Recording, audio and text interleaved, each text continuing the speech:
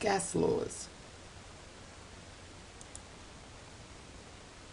Okay, let's start looking at properties of gases, and this is stuff you know from junior chemistry. The first one is that gases have low densities.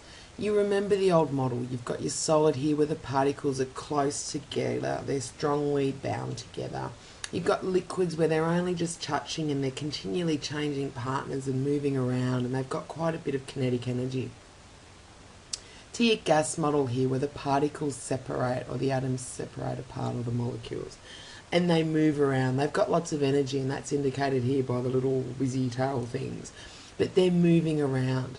They're as far apart from each other as they can be, and this means it's got a low density compared to your liquid and your solid. Gases fill any container completely and uniformly. Here we have the model again. A solid will sit in a square by itself. This isn't an actual correct drawing because they should be attached to one another.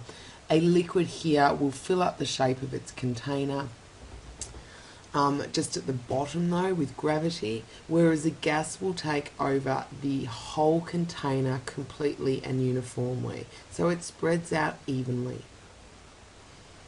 Gases are compressible, and by compressible means that we can make them into a smaller volume because they are so far apart from each other and they are so dense. This is a plunger here. If I push down on this plunger, I can decrease the volume. Thus it means that it is compressible.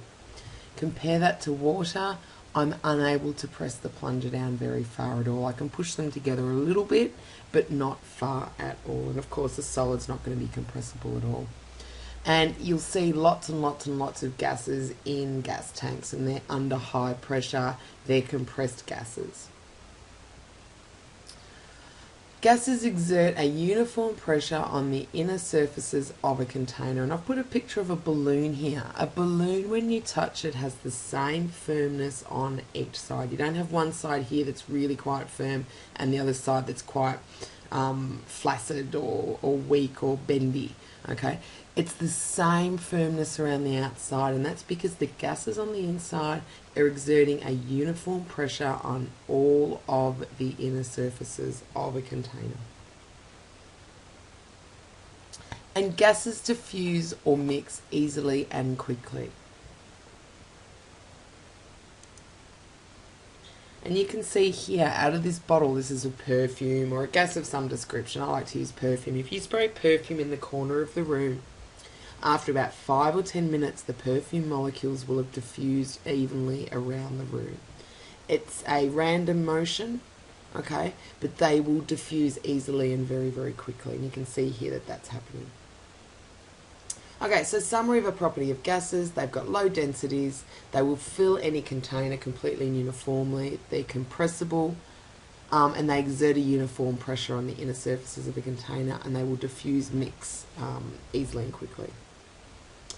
The kinetic theory of gases is a model that the scientists have come up with to explain gases' behaviour or gases' properties that we've just discussed.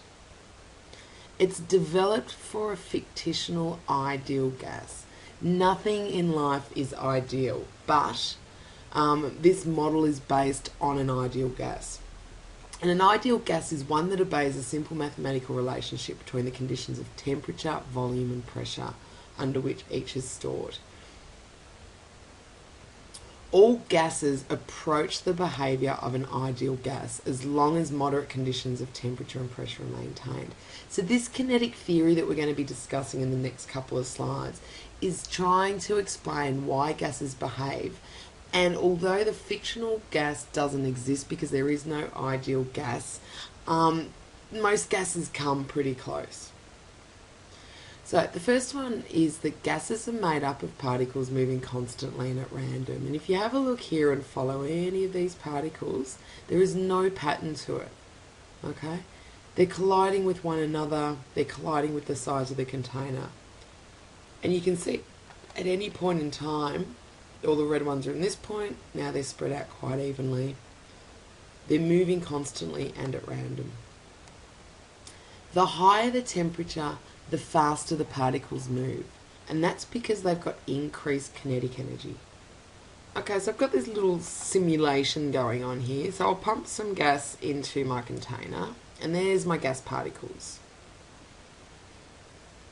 Okay, and it's moving around there, so it's at 300 degrees Kelvin. Now we're going to talk about degrees Kelvin later, but that is equal to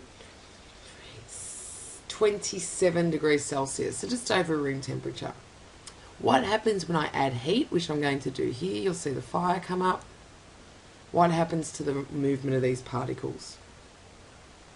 They start to move more quickly, faster and faster and faster and faster.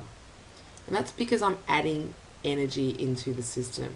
If I remove energy, there's some ice blocks popped up underneath, you'll see them slow right down, and I'll bring it right back down to nearly 0 degrees, and you'll see what happens. Moving very slowly now. Okay, we're below 0 degrees now, and you'll see that they're moving slowly. So heat does affect these particles.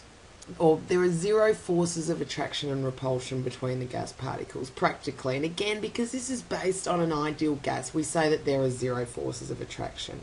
So when they hit each other, there's no attraction, no repulsion, they just bounce off each other. And gas particles are very far apart, and the volume of the particles is very small compared to the volume that the gas occupies.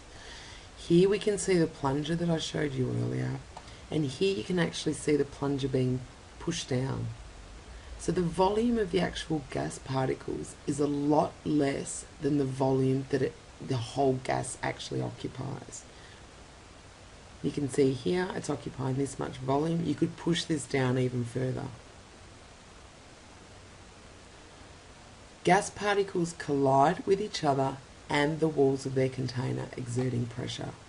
So they're colliding with each other and they're colliding with the walls of the container to exert that pressure, that uniform pressure on the outside of the container.